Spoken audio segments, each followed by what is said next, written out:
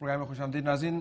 خرم صاحب وقت ضائع کیے بغیر یہ جو تسنیم صاحب نے جو تھیری دی ہے اس کے بارے میں آپ کا کیا خیال ہے؟ مسلم لیگ نون کی حد تک تو میں اس کو نہ چاہتے ہوئے بھی ہو سکتا ہے, نہیں نہ چاہتے ہوئے نہیں, معصومیت کے اندر بھی ہو سکتا ہے. نہیں معصومیت نہیں ہے, اس میں بڑا واضح ہے. دیکھیں ہمیں یہ دیکھنا ہے پھر رضا ہارون صاحب کہ ہمارے قائد نے محب وطن جنرل کو لانے کی بات نہیں کی.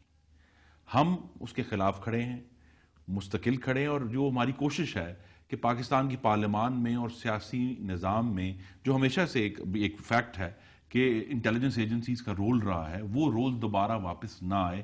میں پھر کہوں گا یہ 2011 میں ہم جانے جا رہے ہیں, 21ویں صدی کا 11واں سال شروع ہو رہا ہے. ہمیں اپنے ملک کو آگے لے کر جانا ہے, پیچھے نہیں لے کر جانا. تو یہ تو آئی تھنک بہتر سوال جو ہے وہ رضا ہارون صاحب جواب دے سکتے ہیں. ان کے قائد نے یہ بات تو ریکارڈ پر کی ہے. آپ کی طرف سے اس قسم کی کوئی ایبسولوٹلی جی ہارون صاحب گو ایڈ. خرم بھائی میں یہ کہہ رہا ہوں یہ سارے ڈیفرنسز ہم رکھ سکتے ہیں نا. ہمارا ایک پوائنٹ آف ویو ہے, آپ کا ایک پوائنٹ آف ویو ہے. ضرور نہیں ہم ایک دوسرے سے اگری کریں, ہم ڈس ایگری کر سکتے ہیں, لیکن اس کا یہ مطلب تو نہیں ہے کہ مطلب میں آپ سے ڈس ایگری کرنے کے ساتھ ساتھ میں چڑھ بھی دوڑوں آپ کے اوپر. یہی تو وہ حد ہے جس کو کراس نہیں کرنا چاہیے. بھئی ہم نے ایک بات کہی, وہ ہمارا مسئلہ ہے. تسنیم صاحب کی بات پہ آئے. تسنیم صاحب جو کہہ رہے ہیں کہ اس کے یہ بھی ان کو ہضم نہیں ہو رہی ہے بات کہ ایسے ہی ہو گیا, یہ سارے نظام کی بساط لپیٹنے کی طرف ایک قدم بھی ہو سکتا ہے. بھائی پتہ نہیں کون کیا کر سکتا ہے. لوگ تو اپرچونٹی ڈھونڈ رہے ہوتے ہیں, وہ کوئی بھی کریٹ کر دے, وہ یہ کریٹ کر دیں, ہم کر دیں, خرم صاحب کر سکتے, تو یہ خود بھی تو کریٹ کر رہے ہیں. ذوالفقار مرزا صاحب نے کیا کیا تھا, اپرچونٹی نہیں کریٹ کروائی تھی. تو یہ میں کہہ رہا ہوں کہ میں تو یہی کہہ رہا ہوں نا, لیکن اس وقت تو ہم نے کوئی ریاکشن نہیں دیا.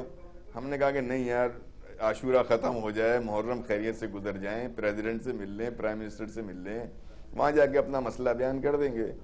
تو میرے خیال میں ہم سب جو ہے نا وہ, میں اس میں یہی عرض کروں گا جناب رضا صاحب کہ آپ نے ذوالفقار مرزا صاحب کی بات کہی ہے تو اس میں آپ نے بڑے پیشنس سے سنا ہے.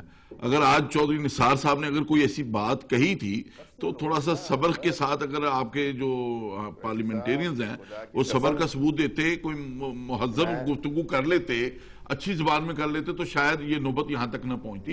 تو اس کے اوپر میں سمجھتا ہوں کہ میں پھر وہ بات کر رہا ہوں کہ ودن 24 آور ہمارے جو لیڈر صاحبان ہیں, میاں نواز شریف صاحب ہیں, الطاف حسین صاحب ہیں, انہوں نے اس کے اوپر کوئی ایکشن نہ لیا اپنے پارلیمنٹیرینز کے اوپر, تو یہ بات بڑھے گی اور یہ گرو ہوگی بات, یہ جمہوریت کے لیے نقصان دہ, یہ بات بڑھے گی. جی رضا صاحب جی ٹھیک کہہ رہا ہوں یہ بات. اچھا رضا صاحب اس پہ ہم کلوز کرتے ہیں. فارچونیٹلی ہم نے کچھ اس پروگرام میں مشکل ترین معاملات کے باوجود ہم نے کچھ ہیڈ وے کرنے کی کوشش کی ہے, لیکن ناظرین الفاظ کے جو زخم ہوتے ہیں وہ بڑے گہرے ہوتے ہیں, اور آج بہت ہی زیادہ گہرے زخم لگے ہیں.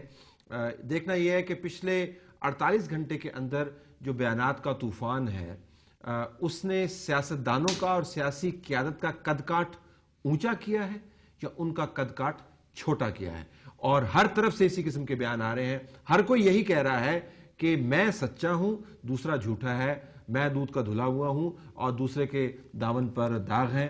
لیکن ایک دوسرے کے بارے میں یہ بات کرتے ہوئے تمام پولیٹیکل فریٹرنٹی جو ہے اس کو بہت چھوٹا بنا دیا ان بیانات نے. شاید بیانات کے اوپر بھی ہمیں قدغن لگانی پڑے گی. اگلے 24 گھنٹے میں دیکھتے ہیں کہ کس قسم کی پالیسی بنتی ہے پارٹیز کی طرف سے. تینوں پارٹیسپینٹس کا مشکور ہوں کہ انہوں نے نشست کی اور تحمل کے ساتھ ایک دوسرے کی بات سنی. ہمیں اجازت دیجیے, اللہ حافظ.